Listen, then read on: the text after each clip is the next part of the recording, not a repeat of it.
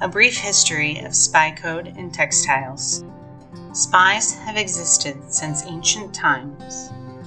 In 4th century BC, Sun Tzu advised, "One who knows the enemy and knows himself will not be endangered in 100 engagements."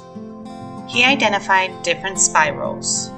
In modern terms, they included the secret informant or agent in place, who provided copies of enemy secrets, the penetration agent, who had access to the enemy's commanders, and the disinformation agent, who feeds a mix of true and false details to point the enemy in the wrong direction or to confuse the enemy. Spies are used heavily during times of war to gather information to aid in strategy. During the time of World War I and World War II, women were undervalued by society.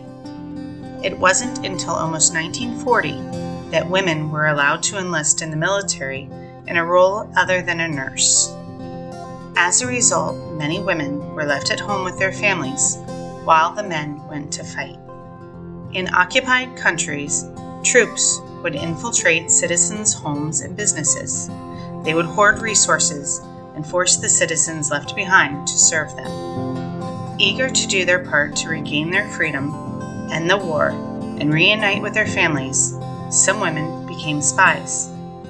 Because they were women, and their intelligence and capability undervalued by the enemy troops they served, it made it easier for them to eavesdrop, run messages, and pass information than it would for a man.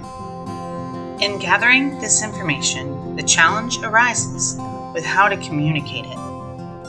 These spies could just write down their information and pass it to one another, but if they were caught with this information on them, they would be easily found to be spies.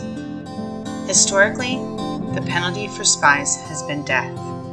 Soldiers would often search civilians to find anything that might indicate that a person was passing secrets.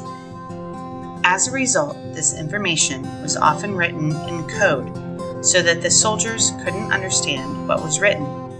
Those who understood the code could read the information encoded, but to other people it would look harmless. One way of passing these notes is to use steganography, which is to hide messages in plain sight.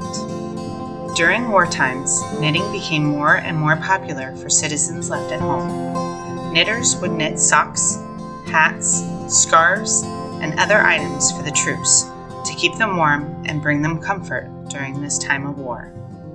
Since women knitting was such a popular sight during war, female spies would code messages into their knitting to pass information using steganography.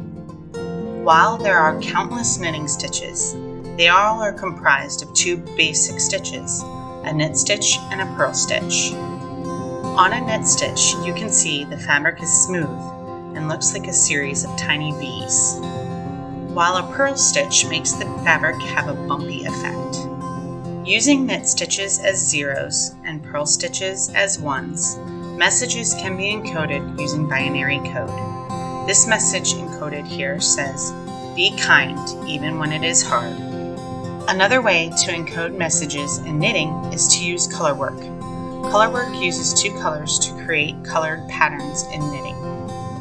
This piece of knitting uses binary code to communicate a message, white for 0 and black for 1.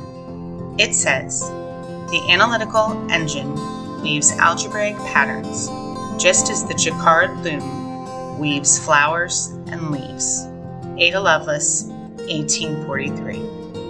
Another way to use color to communicate binary code is through stripes.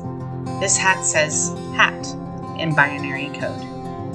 Women who lived near train yards would often sit and knit while watching the trains.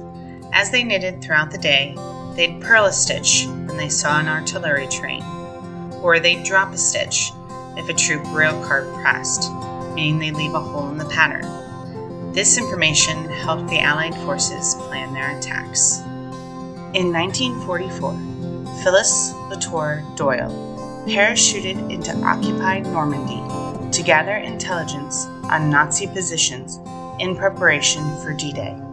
She took advantage of the fact that Nazi occupiers and their French collaborators were generally less suspicious of women, using the knitting she carried as a way to hide her codes. When she obtained any military intelligence, she encoded it for transmitting by knitting using a one-time code hidden on a piece of silk that she used to tie up her hair. Knitters knit from charts that are a sort of code within themselves. They appear highly complex to an untrained eye, but a practiced knitter can easily read a chart.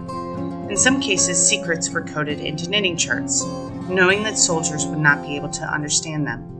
During World War II, the Office of Censorship in the United States banned people from posting knitting patterns abroad, since the instructions could in fact disguise military secrets. With the introduction of the Internet, wireless communication has become the standard for information transfer.